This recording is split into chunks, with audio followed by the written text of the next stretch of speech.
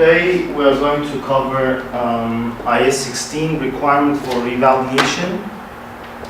What do you mean by revaluation? Revaluation is a system or a process of revaluing our assets. Right? Revaluation comes from value, and revalue means you do this on a constant basis. So you look at the market price of an asset and then try to adjust your book value of the asset based on the market price of an asset. So far we used to see how the assets are just depreciated. Right? When I mean assets, I mean the topic we cover now, property, plant and equipment. So whether it was a building or it was a plant or any equipment, it had certain useful life and we used to depreciate it based on useful life. But some of the assets, usually property, land or building, they would have their values changed according to the market conditions. So the value, the real market value of those assets, building or land, would usually increase, would usually go up due to economic, let's say, conditions in the market. Usually they increase in value until the assets reach their end of the useful life. So usually buildings would survive up to 100 years maximum. But the land, we know that the land is usually not depreciated, right? So the land would have unlimited useful life, and the value of land would always go up. Only in very rare circumstances, the value of the building and the land would decrease, and this would happen in the economic crisis, in the turmoil. So this topic describes the ability of the assets to be revalued. So how do we take care of this? How do we account for the revaluation process? Shortly saying, revaluation is just a process of looking at the carrying value of the asset at the reporting date and comparing it with the market price at that particular date. This market price we would call at that date as a fair value. Okay? So if the fair value exceeds the carrying value of the asset, then we have to revalue it upward, which means increase the value up to the market value, the fair value. If the fair value of the asset is less than its carrying value, then what we do, we revalue it downward, down to the market value. Okay. So, please, you have a question? Yeah, fair value is value of asset at the end of the period? At the reporting date, yes. So if we do this on an annual basis, and you usually do this on reporting date, which is 31st December, assume, then you revalue your assets at 31st December, which is year end. Okay? But if you prepare the statements not at the year end, like you do, you prepare the statements twice a year on a semi-annual basis after 6-month period, then you have to revalue on each reporting date. If you prepare the statements quarterly, then you revalue quarterly. Okay? But on F3 level, we are not talking about interim reports. On F3 level, we talk about reports which are prepared annually. On F7 and P2 levels, you will discuss the issues of reporting semi-annually or maybe shorter than that. So there's a separate standard for that, IAS 34, I guess, which talks about interim financial reports. But this is not a discussion of F3 level. Now, what we need to know about F3, very basic things. How to account for a revaluation upward and how to account for revaluation downward. Okay? Now, what to debit, what to credit. So let's start with an easy exercise. Let's take land. Okay? We know that land is not a depreciable asset. It would not be depreciated. Let's assume that its value was $100,000 when we bought it many years ago. And from this year onward, we want to revalue the assets. So we look at the market price and we see that the market price of the land had increased up to $120,000. So in order to make the land equal $120,000, what do you need to do? You would just debit the land by the difference, right? By $20,000. Okay, my question would be, guys, what do you think we need to credit? We know that every debit must have a credit, right? So if we debited the land in Cash. amount of 20,000, what to credit? Cash. Why cash? I mean, we're not buying the asset. We are revaluing the asset. Okay, so revaluation what? Do you see what I mean, guys? I mean, this is the land which was recorded at cost. Okay, this was its cost many years ago. Now, we want to compare the cost to current market price. This is fair value now. Okay? So we found that the fair value of the same asset of the land now is 120. And we decided to revalue this. So it's just a matter of debiting 20,000 on the cost of the asset, and it will be shown at 120,000. Now, which account do you think we need to credit? Revaluation? Cost? Okay. Now, IAS 16 says, and F3 is that, this is not to be recognized as profit, okay? This is something close to a profit, but it's not realized, it's unrealized. So since it's unrealized, and this is going to be only realized when we sell it, if you sold it for 120, then you made the difference, okay? You would make the difference of 20. Then this is going to be your gain, right, from disposal. But we didn't sell it, we're just revaluing it. So it is, it's going to be, who gains out of this? I mean, who benefits from the revaluation of the asset? The owners, right? Stockholders. So it means that this is their increase in their ownership. It's an increase. It's an increase in their wealth. So the equity must be increased. No, not John. It's going to be revaluation surplus. There's a account called revaluation surplus. So you will credit the revaluation surplus in the same amount. So there will be debit land, which is an asset, credit revaluation surplus, and this is an equity account. Equity, okay? So revaluation, reserve account, or revaluation surplus, revaluation reserve or revaluation surplus is an equity account. So it's shown under your capital, under your equity. Okay, guys? So let's take another year. So assume this is year whatever, 2013. In the year 2000, let's say 14, you want to revalue again. Okay? You want to revalue again, and you look at the market price in 2014, and you see that the fair value now equals what? Let's take it further. 130. So there is an increase in the value of how much? 10,000. So we will do the same. Credit revaluation surplus 10,000. Right, guys? Okay.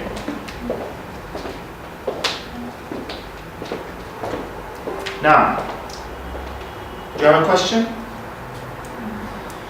So now you have in total you have 30,000 in your equity account, in the revaluation surplus. The year after, let's look at 2015, something happens in the market and the value of the land drops down, goes down. So now we have 105. So the value of the land, market value of land is 105. So there is a reduction. Yes, there's a reduction in amount 25. So you would credit an asset. You will reduce the value of the asset. What to debit? Equity. Right. So you will have to debit an equity because you have a balance here, and it's kind of reversing this account. So you're reversing this account, and your equity balance now shows just 5. Okay. So you reduced it down to 105. You see, the difference between the original cost, 100, and the current market price is just 5. So this is the amount to be shown under equity. Okay. Now, can you please just look at the screen? If it stops, just tell me. Okay. Now, what happens next? Let's take another year. 2016. No, so 2016, year 2016. The fair value goes even below the initial cost. Now it's 95. You debit another difference of 10,000. Okay, what to, excuse me, credited. What to debit? Yes. Debit 10,000 equity. This equity account. Okay, if you debit, let's just write it. If you debit this equity account an amount of 10, your equity would have a debit balance of 5, which is unaccepted.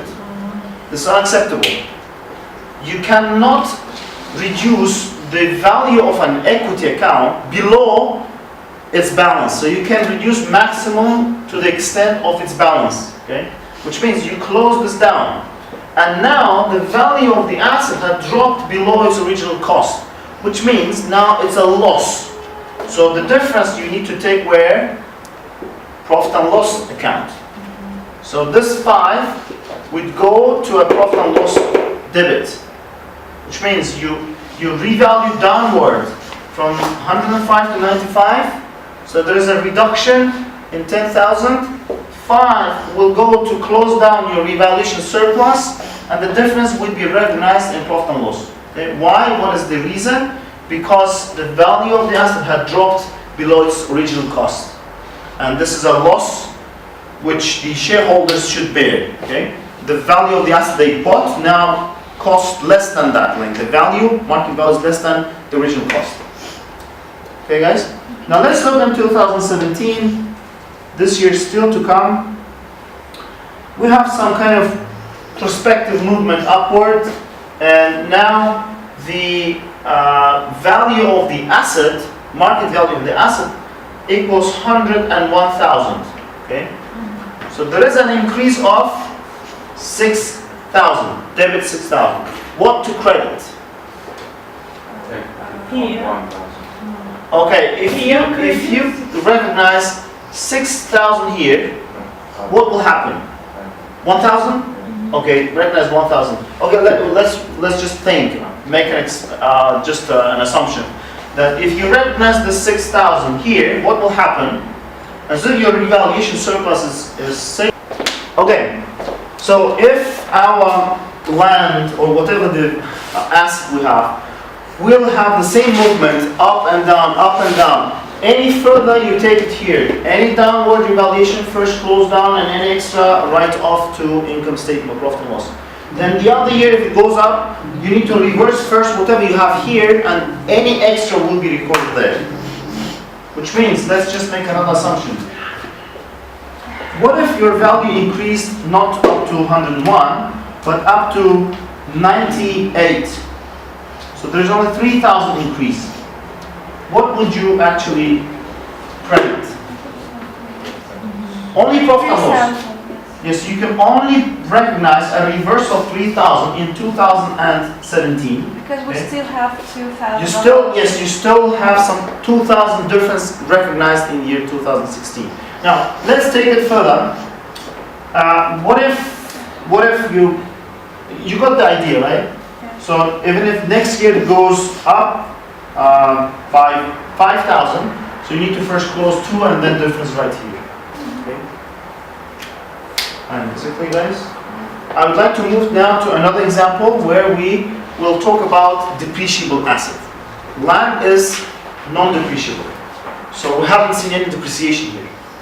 Now the difference between the land and building is that building is going to be depreciated.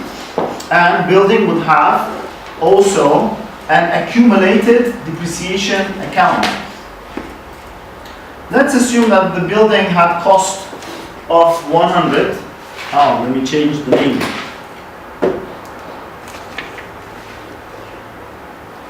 Let's assume that the building had cost of 100,000, and its accumulated depreciation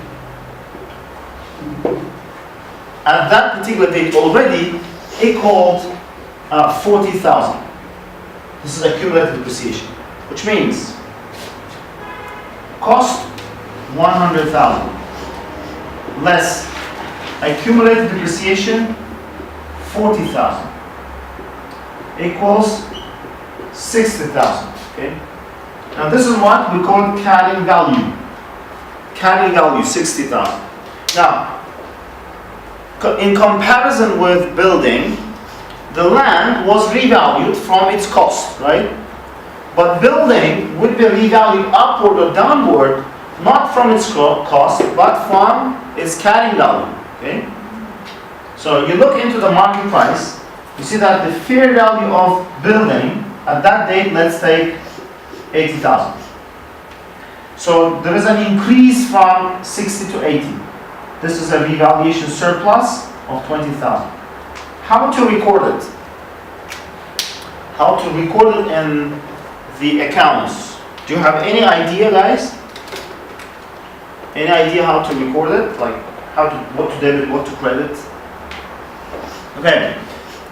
One rule which you need to remember, easy way of doing it in F3, is that every time you have a revaluation and there is an accumulated depreciation account, you have to close down the accumulated depreciation. Okay. So what is the goal here? We need to now recognize an asset in the balance sheet in the statement of financial position in a value of 80,000. Okay. How to make it equal 80,000? Just credit 20,000 here, right? Then close down this accumulated depreciation. Now you have debit accumulated depreciation, credit building. There is missing credit, right? An amount of 20. So it goes 20 to equity. So there is revaluation surplus of 20. What we did actually, we closed down accumulated depreciation. We credited building. So debit 40, credit 20. There is credit needed to be done in the revaluation surplus account. Okay. Now, if it's difficult to remember this way, there is an easier way, which is not the most appropriate way to do this. It's not actually the correct way, but the result is the same. And usually students remember the other way, not that way, not this one. And it's actually, it doesn't matter which way you use in F3 exam, you're not going to be asked how to make the ledger accounts. You're going to have tasks, you're going to have multiple choice questions, usually, and a preparation of consolidated statements. Now, how you can have the same result? Whenever you close down accumulated depreciation, write this next to the building and bring the value of the asset down to its carrying value. Okay? So what you do, you close it, bring it here, which means debit accumulated depreciation, credit building, and show the building at its carrying value. Now, you need to increase it up to 80, right? So in order to make it 80, you debit 20 and credit 20. This is, I think, easy to remember. So, rule number one in revaluing buildings or assets with depreciation or depreciable assets. Whenever you have accumulated depreciation, you need to close down. Okay? Close this account, move it to building, whatever the account is, bring it down to its carrying value, then increase it up to the new market value. Okay? And show it as revaluation surplus. Clear? Now, we need to take care of the depreciation as well. Let's make just an assumption that there's only 10 years left. 10 years left from now, after making this revaluation. And if you apply straight line depreciation method, divide by 10, your depreciation for this current year would be 8,000. Okay? Now, your new book value will be 72,000. How do you do this? You have depreciation expense account. Okay. Depreciation expense account is just a simple depreciation entry. So you will debit 8,000 depreciation expense, credit accumulated depreciation. Now this is just a simple expense. What we did actually, we depreciated a revalued asset. We depreciated a revalued asset. Okay? I just made an assumption. Assume that the asset still has 10 years to go, right?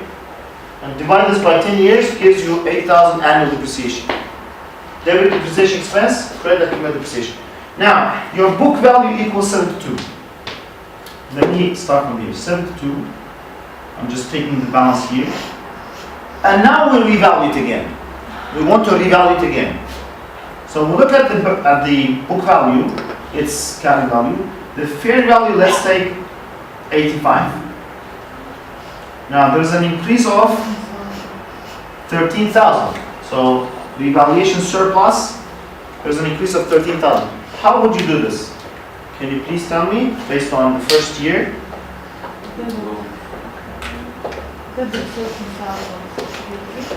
To building. Yeah. Okay, the building now has the value of 80. See? 5,000. 5,000. Okay, you debit 5,000. Credit. How much? Close the accumulated depreciation. Okay, close the accumulated depreciation. Close the accumulated depreciation. What else? Bring it to the credit. 5,000. There is Yeah. 13,000. 13,000 here, right? Yes. Okay, this is the first way which I showed. You add the value in order to bring it to 85. We want to have 85 now. Now you debited 5. You need to always close the accumulated depreciation. Like 2 debits, 5 and 8 gives you 13. So just write 13, okay? But if you confuse this, you want to be sure whether you do that right or not, I suggest to do what I showed earlier. When you close down your accumulated depreciation, close it to the building, 8,000, bring it down to its book value, and then increase up to 85, 13,000, and then credit equity. This is another way. So whichever way, whichever one you think is good for you or easy to remember, do that. Okay? Fine, guys? The year after, we have to make another depreciation. So we have now 9 years left. Okay? Last year we had 10 years. Now 1 year passed, and you divide it by 9. Can you please try it? 85 divided by 9. 940. Okay. 9,400.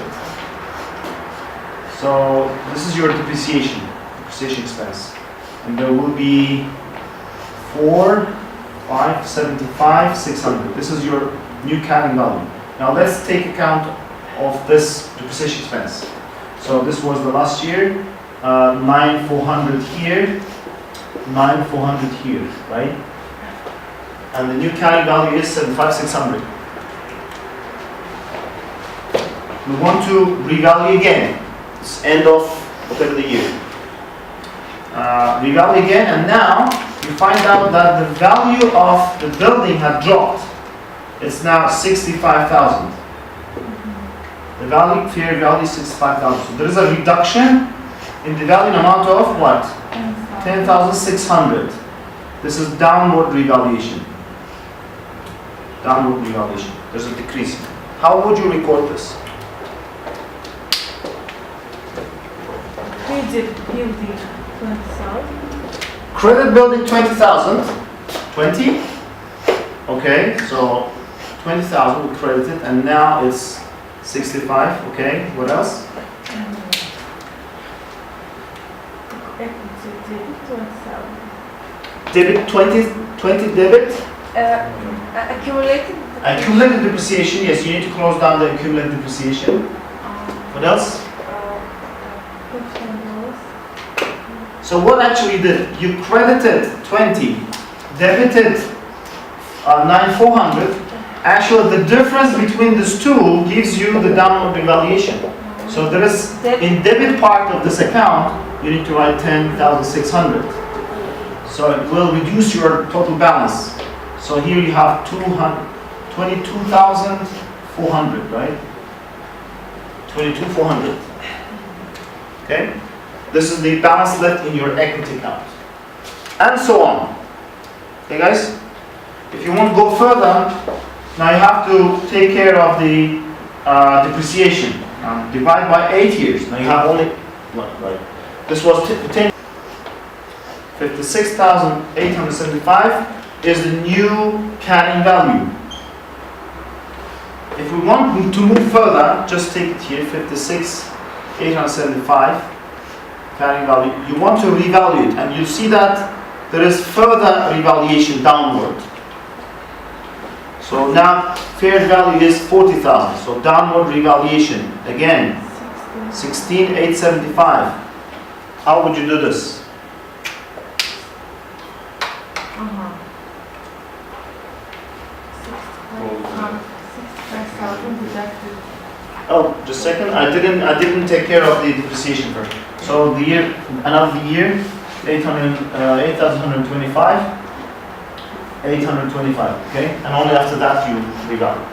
So in order to revalue, Minus your asset must equal 40, right? So excuse me for this mess here. So we need to now credit from here to here 25,000. Let me write it just in this space. Okay, it must go below, but I have space here only. So we brought down from 65 to 40, right? And what else? Close down the accumulated depreciation. And so the difference between, which is what? 16,875. So 25 less 8,125 gives you 16,875. So you have to take 16,875. And you have the difference. What is the difference? My 25,400 less 16,875. Yes! 5. I don't know. Okay, calculator. Now this is really difficult. 16,875. Yes. 525. So you even wrote faster than the others. Okay, you have 5,525 left in the revaluation surplus. Okay, that's very good. Now, it might be confusing looking at calculations I did for 3 years. Like when we divide by 10 years, then we divide by 9, by 8 years. We can continue doing it for 7 until the end of year 10. But the system will be the same. The process is the same. Okay? Now, if the revaluation downward, let's take it even further. If the revaluation downward would be down to 30, your fair value will be 30, then you will reduce by 26. And this will be, you cannot take 26 here, you will have to take 22,400, right? And the difference between 26,875 and 22,400 will go to profit and loss. So where are profit and loss? This is profit and loss statement. So the difference between 26 and 22,400 will be 2,475. Okay. The difference between this revaluation downward and the balance left in the revaluation surplus. Okay. Fine. Any further upward should first reverse this, then take it to the reserve account. Okay? I want to add one more thing to this explanation, which might really make you confused completely, is that what actually happened if you look at the calculations. As you see, annual depreciation changes. Like it was 8,000, then it increased to 9,400, then it reduced to 8,125. How much would it be? How much would it be if there would be no revaluation upward? Didn't we say that there's 10 years left? So it means that if we didn't revalue, the depreciation would be calculated from this amount. So our annual depreciation would be just 6,000 if there would be any revaluation afterwards. So your annual depreciation would be 6,000 during 10 years. So there is a difference every year. The difference between these two amounts would give you 2,000. The difference between this amounts would give you 3,400. The difference between this and that is 2,125. So this difference increases your expense. It means every time you revalue upward, your expense gets higher. And this one, in reality, ultimately, will affect your retained earnings. Okay? We know that any profit you have at the end of the year is transferred to retained earnings. And you pay dividends from that amount, or drawings. Any loss will reduce your retained earnings. So which means the revaluation upward will cause an increased amount of depreciation expense. So any revaluation upward of depreciable assets will increase your annual depreciation expense. So this will bring to what? A reduction in your retained earnings. Okay? So any extra increase in extra depreciation will reduce your retained earnings at the end, ultimately. Which is actually an unfair transaction, unfair action against whom? The shareholders, the owners of the business. From one side we say that, hey, you are getting richer because you have revaluation surplus increasing. But from the other side, when it comes to taking money from profits, we say, hey, your profit is reduced. Why? Because you had higher value and we depreciated it, so you got more expenses. So this is unfair. So in order to eliminate this unfair treatment, this standard allows us to transfer this extra depreciation which arises from revaluation, to transfer it from the equity revaluation surplus to retained earnings. Okay? Now, if we didn't, I just didn't say this because I had to explain how the movement goes, but from here where we have 8,000 and it should have been 6, there's an extra 2,000. Okay? So before making any kind of calculations, so what it would be is that in your revaluation surplus, you should take 2,000 to retain earnings. Okay? You're just correcting that extra depreciation in the retained earnings. In another year, you have 9,400 less 6, there is extra 3,400 depreciation.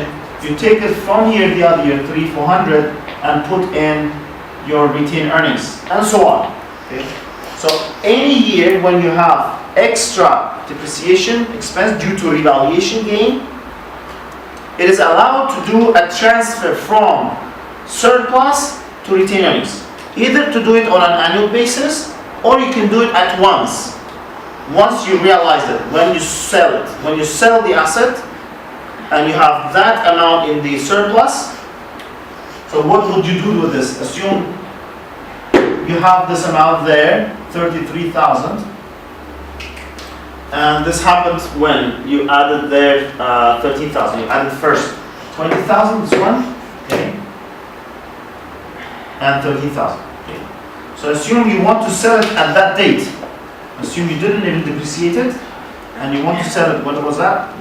85. Okay, it was here 85. Assume you want to sell it, and at that date your accumulated depreciation was 8,000 added to that.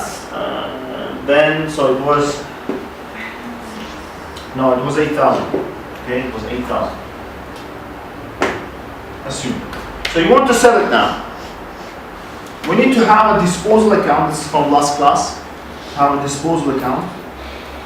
This amount would be closed and moved to disposal account. Your accumulated depreciation will be closed down and moved to, again, your disposal account. And let's say you sold it for cash of whatever the amount. Make it 100. So add 100,000 here. So there is an 108 and 85, so it is 23, right? So there is 23,000 of gain on revaluation. So this is your gain which goes to profit and loss. What are you going to do with this surplus? Once you have already sold the building, there's no building now, and its accumulated depreciation has also been closed down, and you made a gain from sales. Now, this amount should be transferred immediately to retained earnings. Okay, so 33,000 to be transferred to retained earnings. So either you do it once when you sell the asset, or you can do this transfer on an annual basis. as the difference between the original depreciation expense and the depreciation amount after revaluation. Okay, guys? So this might be a question in the exam, which is usually happening rarely, and there's no much questions about this transfer, but you might see them in the exams. Question. Okay, guys?